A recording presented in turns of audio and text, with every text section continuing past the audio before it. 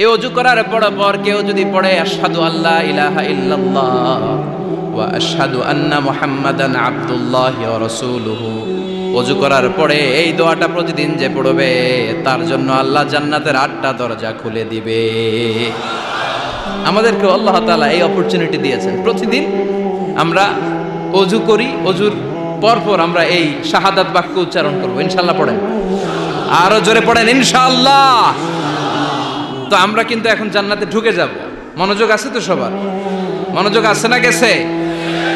কানগুলোকে খরগোশের মতো খাড়া করে রাখেন যাতে কোনো পয়েন্ট মিস না হয়ে যায়, আবার কেউ যেন আগে পিছে না হয়ে যায়। একসাথে ঢুকবো কিন্তু। তো যে গেট দিয়ে ঢুকবো, জান্নাতের যে গেট ইউজ করে আমরা we enter in the paradise, যে জান্নাতে ঢুকবো, ওই গেটের বর্ণনা শোনার দরকার আছে না নাই? বিশ্বনবী বললেন ইন্নাল মিসরাআইন মিন মাসারি'আল জান্নাহ মা বাইনা মাক্কাহ ওয়া হাজার। জান্নাতের দরজার বর্ণনা দিচ্ছেন। আমরা যে আমাদের ঘরে ঢোকার জন্য দরজা বানাই, কয় ফিট বাই কয় ফিট হয় দরজাগুলো? হ্যাঁ, কত 4.5 ফিট বাই 6 ফিট। বিশ্বনবী বলেন জান্নাতের যে 8টা দরজা, তার এক একটা দরজার সাইজ হবে মা বাইনা মাক্কাতা ওয়া হাজার। সৌদির মক্কা শহর থেকে হাজার হচ্ছে বাহরাইনের আরেকটা শহর। মক্কা থেকে বাহরাইন যত লম্বা, জান্নাতের এক একটা দরজা হবে তত লম্বা। চিল্লায় এখন আল্লাহু আকবার। তার মানে এক ধাক্কায় কয়েকশো কোটি। সুবহানাল্লাহ বাড়িতে গিয়ে কয়েন, এক ধাক্কার চোটে কয়েকশো কোটি ঢুকে যাবো আমরা। সুবহানাল্লাহ পড়েন। এই জান্নাতের ভেতরে কিন্তু ক্লাস আছে সম্মানিত ভাইয়েরা। Higher class, lower class, middle class, economic class, first class, second class, third class, promo class, special class. বিমানের মধ্যে থাকে না, একটা হচ্ছে বিজনেস ক্লাস আর একটা ইকোনমিক ক্লাস।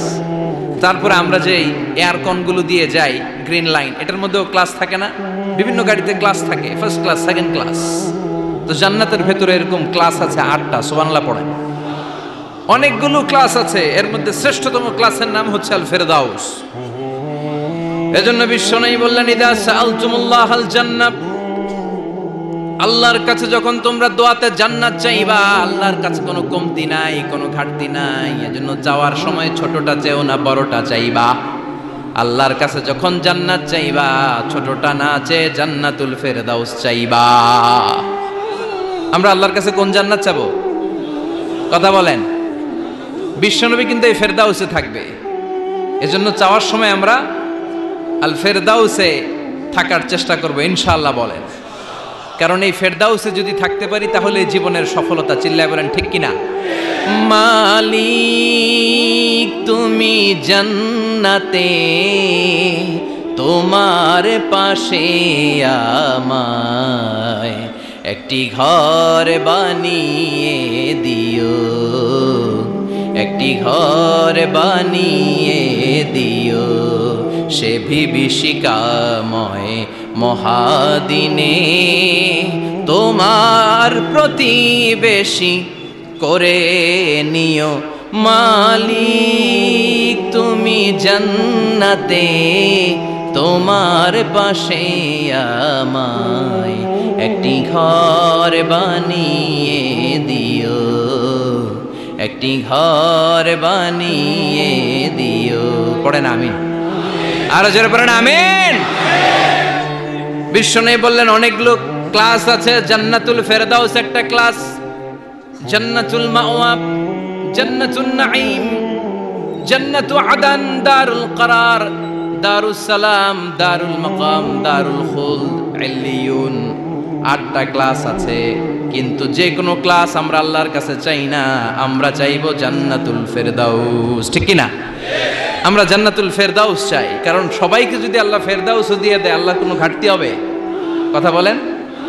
সর্বশেষ যে লোকটা জান্নাতে যাবে তাকে আল্লাহ তাআলা জাহান্নামের আগুনে পোড়াতে পোড়াতে ছাই বানিয়ে ফেলবে।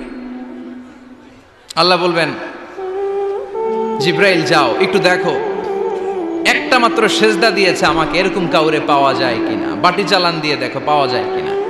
খুঁজে খুঁজে কাউরে পাবে না। আল্লাহ বললেন আবার দেখো, খুঁজে খুঁজে একজনকে পাবে, সামান্য ইমানের ছিটে ফোঁটা তার অন্তরে ছিল। আল্লাহ বলবেন যেহেতু ছিটে ফোঁটা আছে, অনেক মায়ের খাইছে, ওকে বের করে জাহান্নাম থেকে বের করে একটা নির্ধারিত দূরত্বে রেখে দেওয়া হবে, কিন্তু জাহান্নামের আগুনের লেলিহান শিখাতে তার গা ঝলসে যাবে। সে আল্লাহর ডেকে বলবে, মাবুদ তোমার কাছে আমি কিছু চাই না, জাহান্নাম থেকে তুমি আমাকে বের করেছো, জীবন নদীর পানি তুমি আমার গায়ের মধ্যে ঢেলে দিয়েছো, আমি আবার সজীবতা ফিরে পেয়েছি, আমি তোমার কাছে জান্নাত চাই না, শুধু নিরাপদ একটা দূরত্বে আমাকে রেখে আসো, যাতে জাহান্নামের আগুন আমারে কষ্ট দিতে না পারে। আল্লাহ, আমি কিন্তু তোমার কাছে জান্নাত চাই না। কি চাই না? জান্নাত চাই না, কিন্তু জাহান্নামের আগুন আমারে কষ্ট দিচ্ছে, এতটা দূরত্বে রাখো যাতে জাহান্নামের আগুন আমার গায়ে না লাগে। আল্লাহ বললেন, ওকে রাখবো, কিন্তু আমার সাথে একটা কন্ট্রাক্টে যেতে হবে, যে এটা তোমাকে দিলে তুমি আর নতুন করে কিছু চাবা না। সে বলবে আমি রাজি, কন্ট্রাক্ট হয়ে যাবে।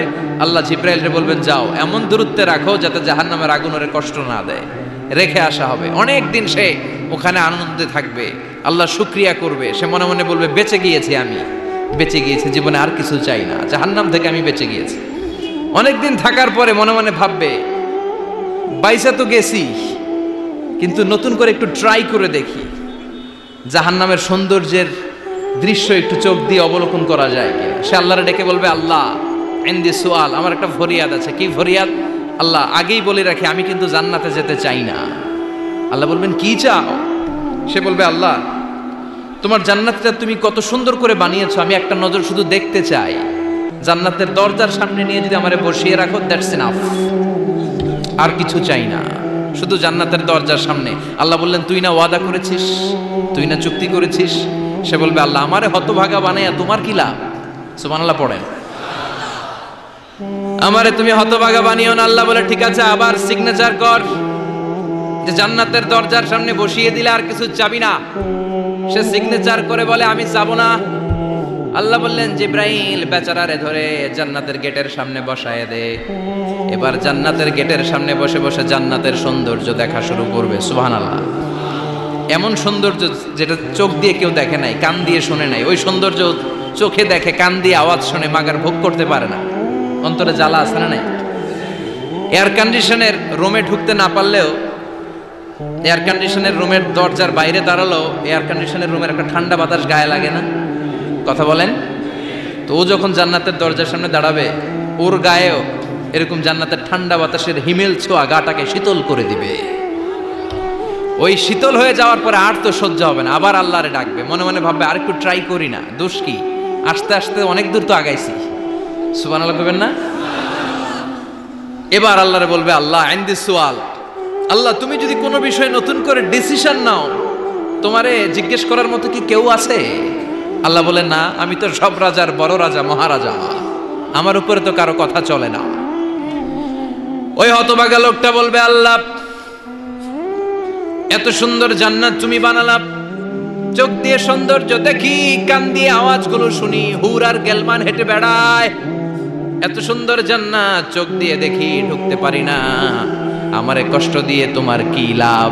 ও আল্লাহ, আমারে তুমি মাফ করে দাও, জান্নাতের চিপার মধ্যে এক কর্নারে তুমি একটু আমারে জায়গা করে দাও। আল্লাহ বলবেন, ওয়াই হাক ইবনা আদম, তোর ধ্বংস হোক হে আদম জাত, মা আগদারাকা, তোর যে বড় গাদ্দার আমি আমার সৃষ্টিকুলে কাউরে দেখি না, কারণ তুই আমার সাথে চুক্তি করিস আর চুক্তি ভঙ্গ করিস। আল্লাহর রহমতের দরিয়ায় তখন জোশ খেলে যাবে, ওর আকুতি মিনতি চাহনি আল্লাহর রহমতের দরিয়ার মধ্যে জোশ লাগিয়ে দিবে। আল্লাহর দয়া হয়ে যাবে, মায়া হয়ে যাবে। আল্লাহ বলবেন, ঠিক আছে, জান্নাতে যা। লোকটা এবার এক দৌড়ে জান্নাতের ভিতরে ঢুকে যাবে। লোকটার দৌড় দেখে আবার লোকটারে আল্লাহ ডেকে বলবে, একটু দাঁড়া, একটু দাঁড়া, জান্নাত তো দিছি, তো দৌড় দিলি কেন? সুবহানাল্লাহ করবেন না? লোকটি বলবে, আল্লাহ প্ল্যান তো আমি কম করি নাই, এত চেষ্টার ফলে আমি আসতে পারছি, আবার যদি তুমি বাইর করে দাও, এই জন্য এক দৌড়ে এমন চিপার মধ্যে লুকামো যাতে তুমি আমারে না দেখো। আবার আল্লাহর রহমতের দরিয়ায় জোশ খেলে যাবে। আল্লাহ কাছে ডাকবে, কাছে আয়, ও গোলাম তোর কি মনে চায় আমারে বল, আজকে তুই চাইতে থাক, আমি দিতে দিতে তোর মনের সব আশা পূরণ করে দেব।